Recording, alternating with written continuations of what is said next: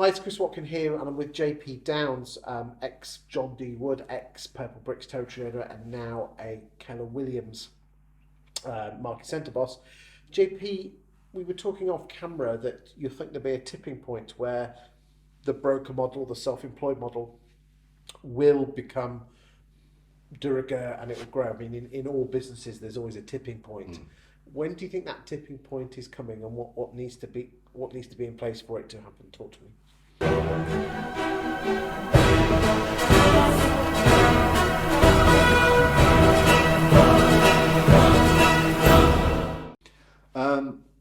Interestingly, I was talking to a couple of industry colleagues the other day at different different businesses, be it corporate onliners, and they're starting to introduce things that bear remarkable similarity to the Keller Williams model. Okay, I mean, you might not want to mention it, but I will. Certainly, Spiceheart seem to be going down the hub route. Yeah. Them taking a larger percentage, but they're still employed. Yeah, Spiceheart is one. A certain online company that I will not mention are starting to introduce more administrative support into the areas, which again is very that and a couple of other things. It just struck me as very similar to, that's our model. That's Keller Williams, and because basically, let's be frank, all the model is the person sets up their own business. yeah, For 20 to 30% of the fee, you give them inexpensive portal coverage, yeah, training, support, mentoring, and guidance. And depending on which model you go with, there's different levels of what you have. and in addition to that, remember, I think it was 2018. Keller turned around and said, "We're now a technology company," and has thrown. Oh no, I thought you were a training company.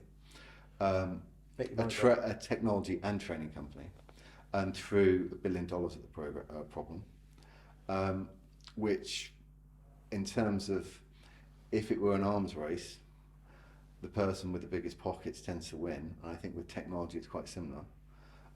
So technology, I think you've heard this said before, I think the model that will win will be the model that has the best technology, the best models and systems, and still puts customer service at the focus of it. And you think we as an industry don't offer that? I don't think a homegrown model has yet to demonstrate it has all those components. I mean, we're now sitting in August 2020. How many market centres do Keller have? 11 at the moment. Okay, because everybody takes the piss out of you to say that we haven't put many listings on. Ultimately, the volume of listings that an agent is required to do to make good money is far fewer because they're taking more of the rewards.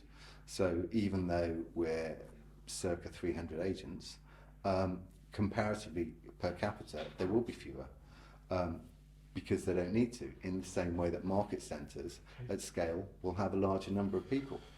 Okay, let's come back to the original question, the tipping point. Do you think COVID will make any difference to the broker model, self-employed model coming on quicker? 100% it will, because I think people have started to wake up to the fact that actually they do not want to be tied to an office, and the flexibility from working from home, the flexibility of working in a more flexible way, for want of a better way of putting it, has started to make people think, and COVID's been the catalyst for that. They're saying in most markets that tipping point is normally around 15 to 18% before all of a sudden, and then it goes. When do you think the self-employed model, stroke broker model, will be at that 15 to 18% level? Because let's be frank, it never happened with your Purplebricks and Yokers of this world. No, it didn't. But having said that, everyone knows about Purplebricks, even though they never even got to 10% market share. I think the percentage will be smaller, and I think it will be interesting to have this conversation in 2025. So you're obviously pro Keller Williams. I'm going to put you on the spot here. Which other models do you like and you admire?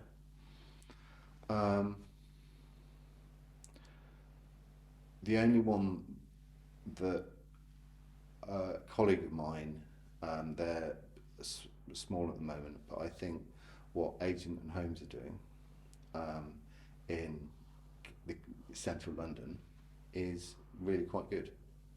Is that Rollo and Rollo Miles, yeah, yeah? and Bob, I can't remember his surname. Okay, they're the ones that have impressed you. I think their branding's spot on, and I think what they offer in terms of the support and the nurturing environment to agents is very, I hate to say it, Keller Williams. Okay, so they've taken reference from you. I mean, How often does do you remember? Picasso said, "Copying is what good artists do. Great artists steal."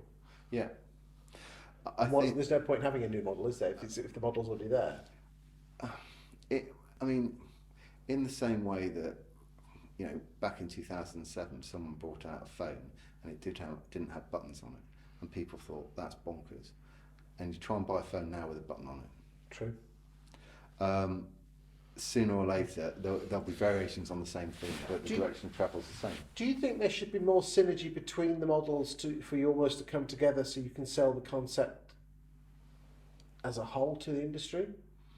You know, because you've got some models where, you know, I'm not going to mention any names, where it seems to be like a pyramid scheme where everyone's banging on about how wonderful their model is, and it's quite obvious that they're trying to sell more of their self-employed model to other people. It's not a criticism, by the way. We've all got to earn the money, haven't we? There's others that are really quiet that you wouldn't even know are self-employed, and everything in between. But that's akin to all the German manufacturers getting together under one brand. Never going to happen. Even though actually, if you look at the cars, there's a lot of similarity between them all. But equally, there's often very subtle differences, or sometimes quite significant differences. And you genuinely believe that Keller Williams in 5 years' time will be at the vanguard of this? At the rate of growth that Keller Williams is experiencing worldwide, and the new markets are exploring, and comparable markets that are perhaps a little bit ahead of us, and how they've grown, I cannot see a different outcome happening in the UK. Is that why you put your money where your mouth is and set up your own centre? That was one of the reasons, but also I had complete faith in the leadership. Who do you look up to most in the leadership? Is it Ben? Ben is exceptional and very inspirational. He's supported by an exceptional Chief Operations Officer in Andrew Ben. And then obviously you've got the likes of Mark Redding, obviously Russell Quirk's involved. But also the calibre of the other operating principals, for example, Tanya Blake, who came in from Savills. We are not talking average estate agents in any way, shape or form. We're talking people that are at the top of their game. I thank you for your time today. And just to confirm, I've not been paid to do this video. Just as everyone knows, I am very pro self-employed or broker model. It's not for everyone. But I do genuinely believe that if you're looking for a different way to enjoy being an estate agent, earning more money and even more importantly, being able to offer your client the best service possible, it does need serious consideration. But it's not for everyone. You've got to go through those fear factors, haven't you? Of generating your own business, making the step. You've got to have your partner and kids on board, and you're going to have to make sacrifices. It's not for everyone. But at the end of the day, I don't know about you, but regret on your deathbed is people always regret what they didn't do and what they... As my late grandmother said, better to have been a has-been than a never was. Thank you for your time today. Cheers, Chris.